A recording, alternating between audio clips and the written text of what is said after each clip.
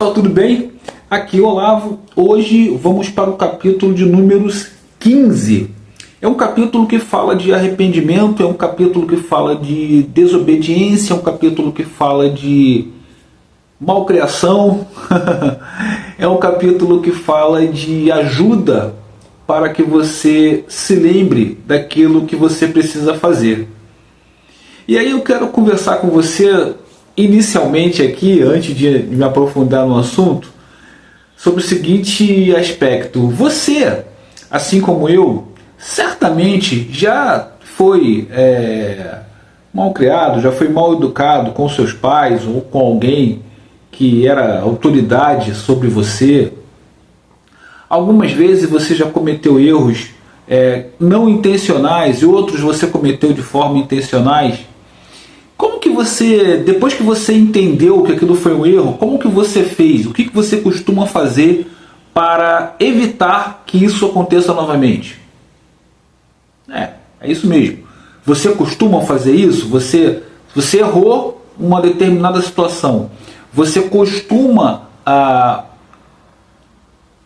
entender, criar uma maneira de evitar que esse erro ocorra novamente? Como é que você lida com isso?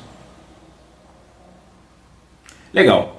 Deixar você pensando um pouquinho aí nessas perguntas para que a gente possa se aprofundar aí no contexto do capítulo. Mas antes, quero pedir rapidamente a você que se inscreva no canal, ative o sino de notificações para ser avisados aí sempre que nós fizermos novos vídeos, compartilhe com um amigo, com uma amiga, deixe o seu comentário, é fundamental para que possamos continuar conversando aqui a respeito da Bíblia e, quem sabe, incentivar mais pessoas também a lerem a Bíblia e a virem conosco conversar e viver aquilo que a Bíblia nos ensina. E o like, tá? O like é fundamental, porque o like vai levar esse vídeo para mais pessoas. Legal, pessoal? Bom, contextualizando o capítulo de números 15, o capítulo 15 ele está meio que numa ressaca, né? Houve aquela rebelião no capítulo 14, alguns foram que desobedeceram a Deus foram mortos pela espada, e o pessoal que ficou está naquela coisa ali, puxa vida, meio que sem graça, né? Com Deus, está ali, poxa, caramba Deus, mas ainda tem alguns ainda insubordinados ali que ficaram no meio, não tiveram coragem de ir embora, né? Mas também não obedecem, né? Não estão ali de verdade. O que acontece? E aí Deus orienta a Moisés, né? Está orientando a Moisés com relação ao que vai ser feito, como é que vai ser feito, e aí alguns homens encontram num sábado um outro homem, um homem qualquer, colhendo lenha. E sabe-se, né, nos mandamentos, nos costumes da época, aquilo não era permitido, inclusive era passível de punição. Só que eles não sabem exatamente o que fazer e eles levam esse homem até Moisés e Arão, né, que são lá os supremos sacerdotes que vão orientar aquilo que tem que ser feito. E aí Deus orienta Moisés com uma atitude muito dura. Ela pode ser vista até como cruel por alguns, mas a gente vai refletir o que a gente achou, o que a gente entendeu dessa situação. Deus ordena que esse homem seja apedrejado fora do acampamento, né? O povo apedreje ele por conta dele ter desobedecido uma lei. E o povo algumas pessoas ficam chocadas, né, com a severidade, vamos dizer assim, de Deus, e ele é apedrejado e é morto. E aí Deus faz uma coisa muito interessante, né, que é o seguinte: ele ordena que sejam colocados lembretes na própria roupa, né, das pessoas. Para que isso? Para que as pessoas se lembrem de obedecer. Que coisa curiosa, né? E aí, num vídeo que eu estava assistindo do pastor Diego falando sobre esse assunto, eu achei muito interessante porque é utilizado como técnica, né, quando você quer criar um novo hábito, começar um novo hábito, é interessante que você deixe as coisas preparadas para que você mantenha esse hábito. Por exemplo, eu não vou dar o exemplo que ele deu, não sei se você viu o vídeo dele, eu vou dar um outro exemplo.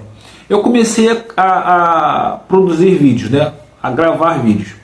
Eu não sei se você sabe, mas é uma coisa muito difícil. Por mais que você tenha facilidade em falar, eu não me sinto com dificuldade de falar. Se eu falo bem ou se eu falo mal é outro papo. Agora eu falo, não tem problema. Mas isso, você incorporar isso ao seu hábito, ao seu cotidiano é difícil, né? Você fica naquela coisa sempre se sabotando. Então o que você aconselha a fazer? Você deixar logo pronto o tripé, logo com o ring light, com a luz, né, prontinho, o celular, colocar, gravar e falar. Ponto, acabou. Isso faz com que o teu cérebro não perceba que vai ser um grande trabalho. E aí ele aceita com mais tranquilidade. E à medida que você vai fazendo, ele vai repetindo com menos resistência. E aí você faz de forma mais tranquila. Né? O pastor, se alguém ficou curioso, ele deu o exemplo da corrida. Né? Você vai correr. Então aconselha-se que você deixe o seu tênis ou bem próximo aos seus olhos. Acordou, você olhar teu tênis. Ou deixar num lugar que você logo olhe, para que você associe aquela imagem à ação que você precisa fazer. É muito interessante mesmo. Até porque, pessoal, o que acontece? Se você não fizer isso, você provavelmente vai se distrair com outra coisa, porque normalmente você tem um monte de coisa para fazer. Por exemplo, eu aqui somos apenas eu e o Heitor. Então tem um monte de coisa a fazer. Tem que supervisionar. Ele faz, mas eu tenho que supervisionar as coisas que ele faz. Eu tenho que ver ali se está certo, se não está certo. É um adolescente, eventualmente eu tenho que olhar. E aí o caderno, como é que está? E a escola? E a prova, como é que foi? Como é que não foi? Quer conversar comigo? Então se eu não organizar um novo hábito que eu queira fazer, que não esteja ali, né, é um novo hábito, então naturalmente ele não está no meu cotidiano, eu acabo me enrolando. Eu acabo não fazendo. Aí não faz um dia, não faz 2 dias, não faz 3 dias. Quando você vê, você está um mês, 2 meses e você não começa a fazer. É por isso que muita gente fica nessa coisa. Segunda-feira eu começo, segunda-feira eu começo. É porque não falta organização. Então essa atitude que Deus recomenda, né, a Moisés e a Arão, que passe para o povo, para que o povo criasse um lembrete na sua roupa, né, é muito previdente, é muito sábia, né, é espetacular. Você vê que até hoje, né, no mundo moderno, vamos dizer assim, você utiliza esse pensamento, esse sentimento, essa ação. É a mesma finalidade. A finalidade é essa, é lembrar. É aquilo que Deus ordenou na Bíblia, que está aqui no nosso manual de viver bem, é o que aconselha se fazer hoje. É os livros de autoajuda e tudo mais que aconselham a fazer hoje. São os coaches, né, que aconselham a fazer. Deus mandou lá Moisés fazer. Está na Bíblia. Certo? Então, pessoal, esse capítulo ele fala muito disso. Ele fala, agora voltando à primeira situação do capítulo, que é a morte lá do rapaz que estava lá, o homem lá que estava colhendo palha no sábado. O que acontece? Eu entendo que Deus ele separa o erro em 2 situações: erros intencionais e erros não intencionais. Você, todo mundo comete erros intencionais e erros não intencionais.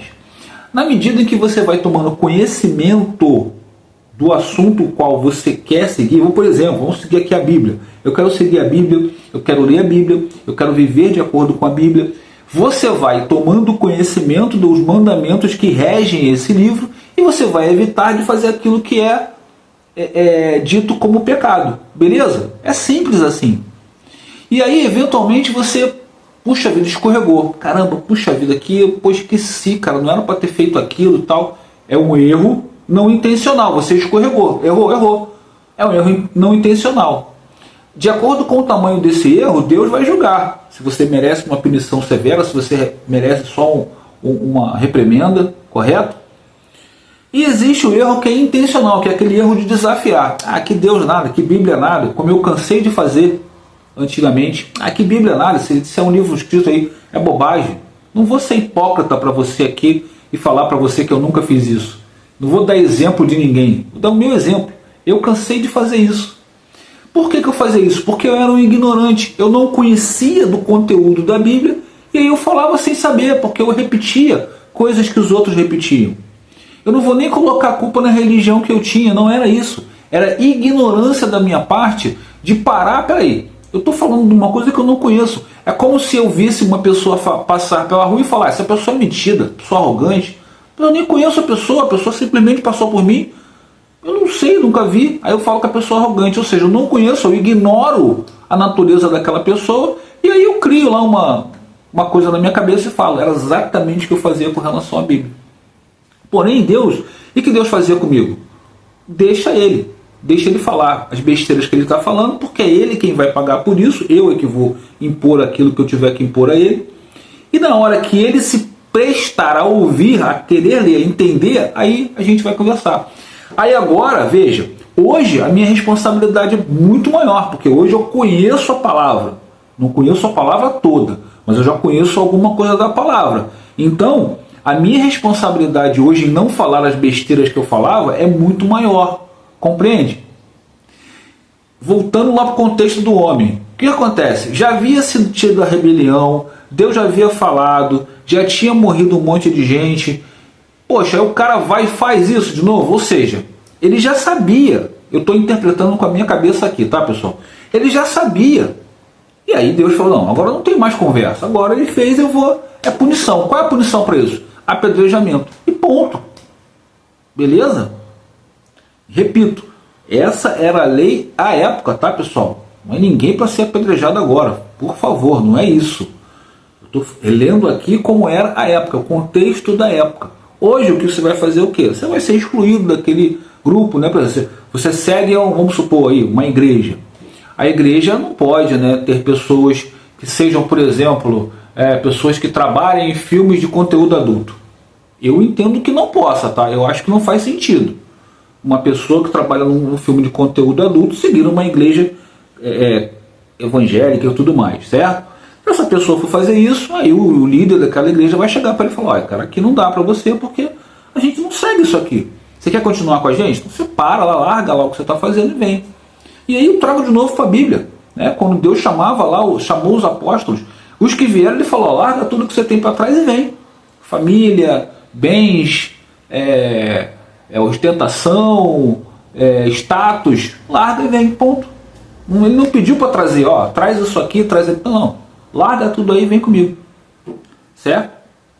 Eu acredito que seja o mesmo contexto. Queria saber o que você acha, tá? Queria que você comentasse aí o que você acha, o que você refletiu, o que você entendeu desse capítulo. Para mim, o que fez sentido foi isso, tá? Repetindo, resumindo rapidamente. Tomar cuidado com os erros intencionais e os erros não intencionais, porque senão você fica naquela muleta, né? Ah, não, foi sem querer, foi sem querer. Só que você tem que entender o seguinte, você pode enganar a mim, você pode enganar o outro, mas a Deus você não engana. Ele está vendo que o teu erro foi intencional ou não, tá? E a segunda coisa é o criar maneiras de você lembrar da palavra. Eu aqui em casa eu procuro fazer, eu tenho uma Bíblia aqui na sala, tenho uma Bíblia na cozinha, tenho a Bíblia no quarto do leitor. Procurar sempre manter a palavra de Deus. A gente não faz isso? Teve uma época, não sei como é que isso é hoje, aqui em casa a gente só tem uma televisão, que é a televisão do quarto lá do Heitor. Mas teve uma época na sociedade brasileira que o cara tem uma televisão no quarto, uma televisão na sala, uma televisão na cozinha, uma televisão na varanda. É isso. Hoje a gente não precisa disso porque tem o celular, né? Então, para onde você vai, você leva o celular, você leva a tua televisão, não é isso? Mas é isso, é procurar colocar a Bíblia próximo de você, próximo à sua vida, próximo ao seu cotidiano. Beleza, pessoal? Bom, quero pedir a você mais uma vez, tá, pessoal? Por favor, se inscreve no canal, ativa aí o sininho de notificações para que você seja avisado. Todos os dias nós fazemos um capítulo da Bíblia aqui, refletimos um capítulo, lemos o capítulo e procuramos viver de acordo com o que esse capítulo nos ensina. Compartilha com um amigo, tá? Com uma amiga que você também entenda que mereça receber essa mensagem. Deixa o seu like é muito importante, tá, pessoal? Porque o seu like leva o conteúdo a mais pessoas. E aí mais pessoas podem vir para cá. A nossa intenção é incentivar mais pessoas a também lerem a Bíblia e participarem conosco aqui dessa comunidade. Beleza, pessoal? Obrigado a todos que ficaram até aqui e até o próximo vídeo, pessoal.